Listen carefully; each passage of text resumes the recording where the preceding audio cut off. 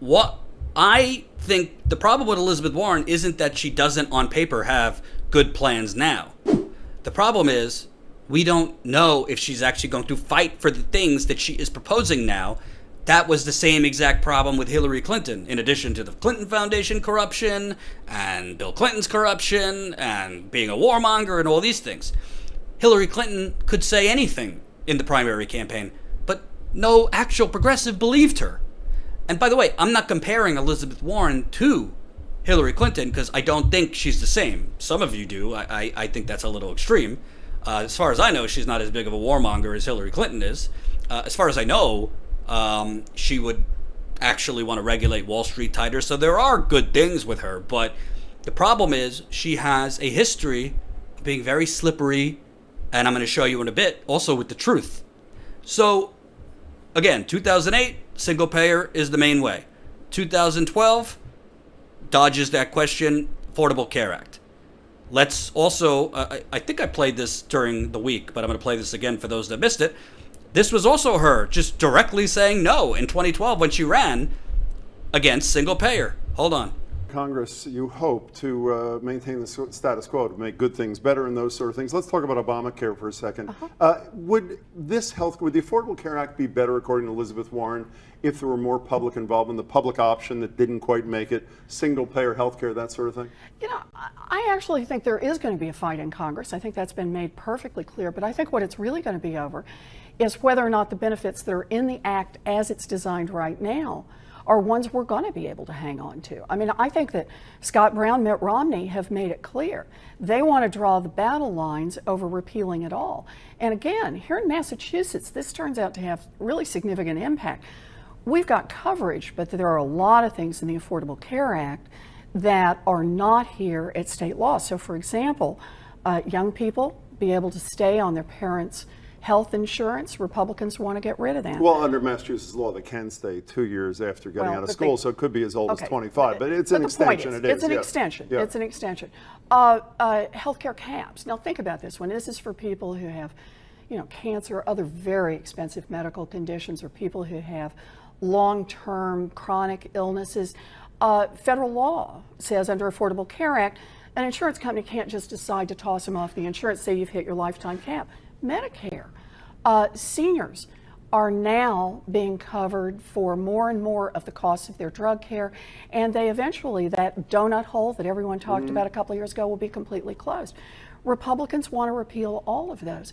You're doing a better job of explaining the bill and law than the President of the United States is, by the way. But if you were the czarina, I want to know what your philosophy of this is. I've read some of your work through the years, even before I knew you. If you were the czarina, something like single-payer healthcare, government-run payer, far lower administrative costs, that sort of thing, would be the Senator Warren prescription, would it not? I think right now what we have to do, I'm serious about this, I think you've got to stay with what's possible. And I think what we're doing, and look at the dust up around this, we really need to consolidate our gains around what we've got on the table. But you do support single-payer, do you not? No, what I've You've got written right repeatedly now, that you have you not? I think you need to go back and take a look I at have what a I've written. paragraph that's the most obvious solution would be universal single-payer healthcare. Single-payer care would also free families from dependence on an employer's plan to make certain that everyone is covered, whether or not they're. You wrote that with a co-author from Ohio. With two. Yeah. Actually, with two, I think. That's exactly right.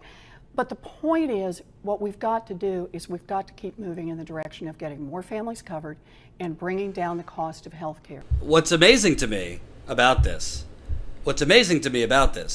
is Elizabeth Warren, in the span of an interview, lied, moonwalked at the same time, but then conceded, yes, single payer is the best way. First she said, oh no, you better look back at the transcript. And then the journalist, who actually did a great job there at challenging her, said, oh, I have the transcript right here. This is what you said. You said in 2008. We approach the healthcare debate from a single perspective, maintaining the financial stability of families confronting illness or injury. The most obvious solution would be universal single-payer healthcare. This would allow people to get the care they need without risking bankruptcy to pay for it. So why is it that Elizabeth Warren, forget politician, as a person in 2008, single payer, I'm not running for anything. Then she's running, we need to stick with what's possible. Doesn't that sound kind of similar to Hillary Clinton? Medicare for all will never ever come to pass. We need to stick with what's possible, i.e. the slow, gradual death of incrementalism, i.e. crumbs for the worker bees. She did not stick by her convictions. He very simply asked her, okay, but if you had it your way, would it be single payer? No. Because her political calculation was that single payer healthcare at that time was not popular. So she didn't stand by her conviction. By the way, when she was running, this was after Occupy Wall Street. This was after Occupy Wall Street. So there was a progressive explosion happening in this country. There was a fervor and a growing window for a Medicare for all single payer movement. But she chose not to. So again, this is part of a continual pattern of changing her conviction, changing her position. And again, she's not the only politician. Plenty of politicians do this. But the point is, we're sick of it.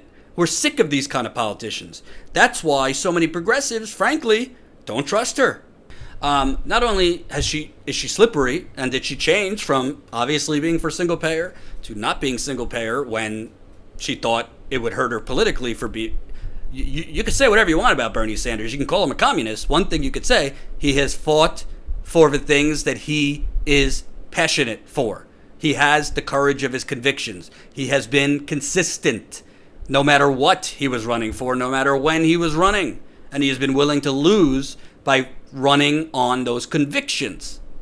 So there's the healthcare matter, but then there's a matter that, unless new information comes out, seems to me that she just flat out lied about, which is concerning.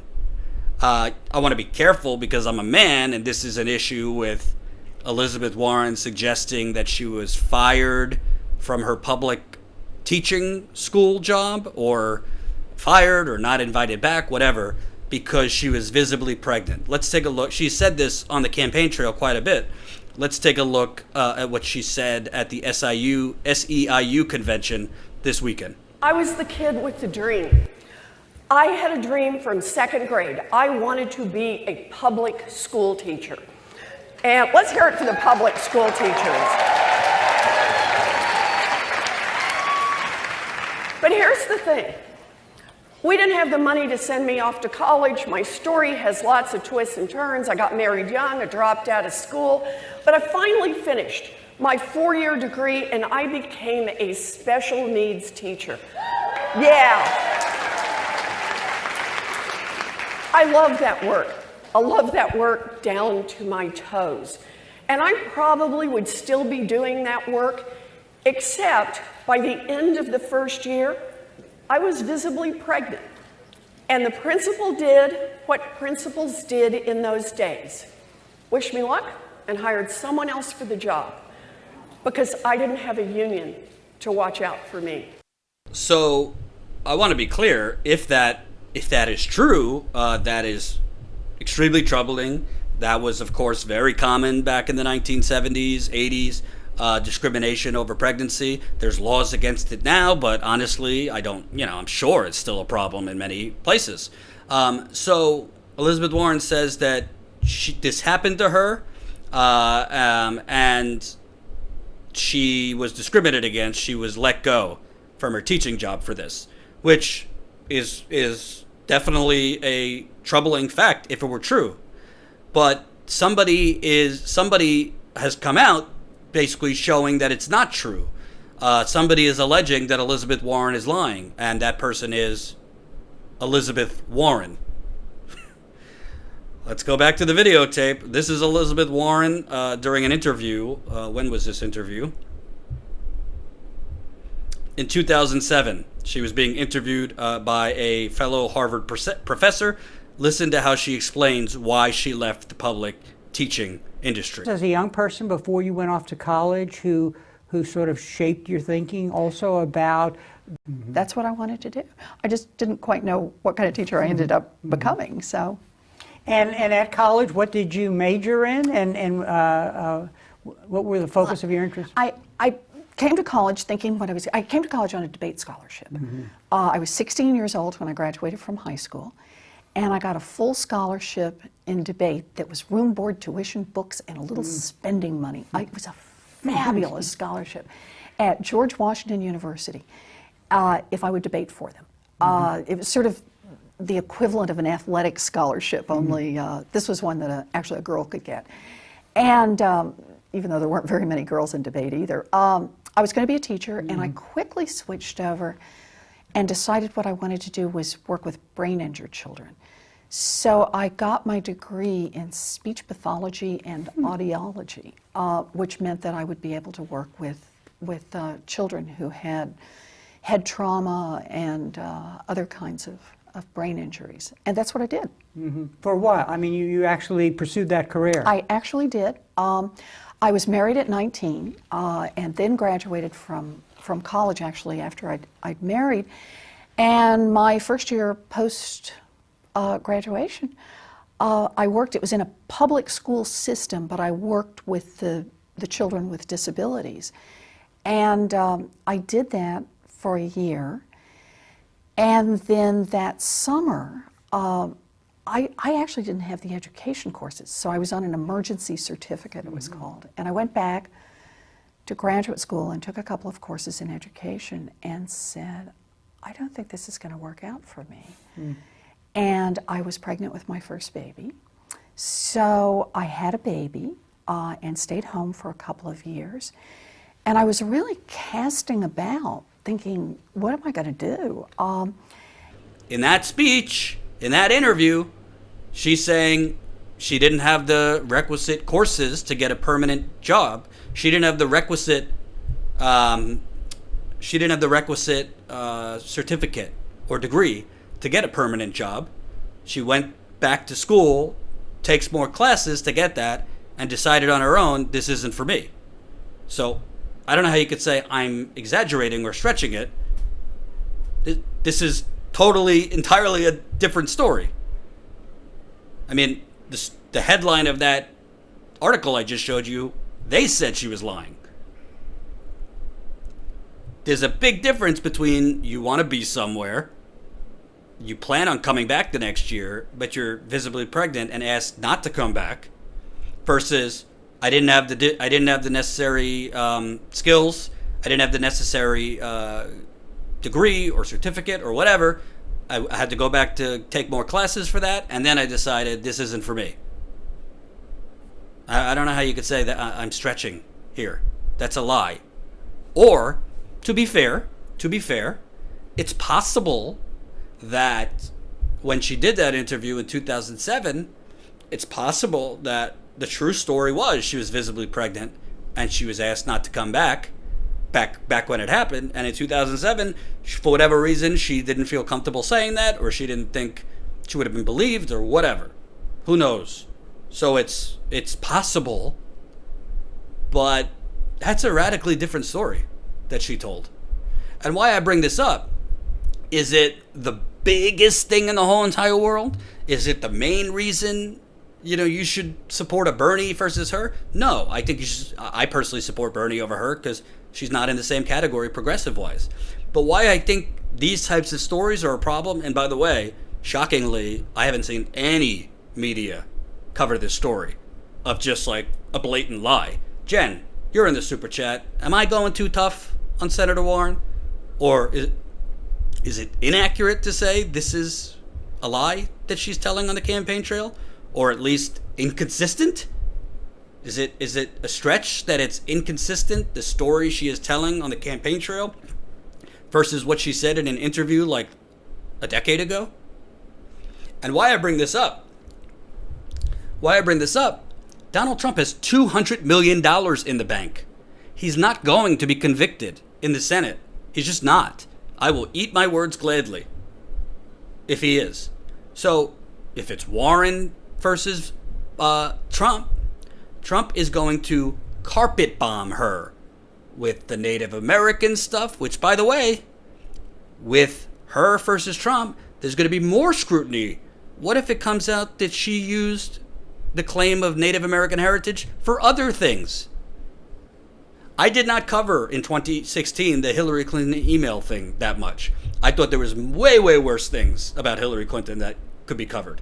I have not covered Warren's Native American thing. I'm not Native American, so I can't personally say how offensive it is. I know a lot of Native Americans find it a deal breaker that she did that and put that down, arguably to help her get into certain universities or help her get a teaching job or whatever. So I don't want to pretend that I know what they feel, or I don't have a right to be mad about it because I'm not Native American. But I don't cover it because I think there's other things to challenge her on, more so than the Native American stuff. But there is a issue here with stretching the truth, doing things that are borderline unethical, maybe not even borderline, maybe just unethical, and it's not. And this is going to be exposed by Donald Trump. And why that's a huge problem, folks? A huge reason why Donald Trump won is because when you have someone as corrupt as Donald Trump is, it's canceled out when he could carpet bomb the other person, in this case with $200 million in money, and point out their issues with the truth, point out controversies with them, point out scandals with them.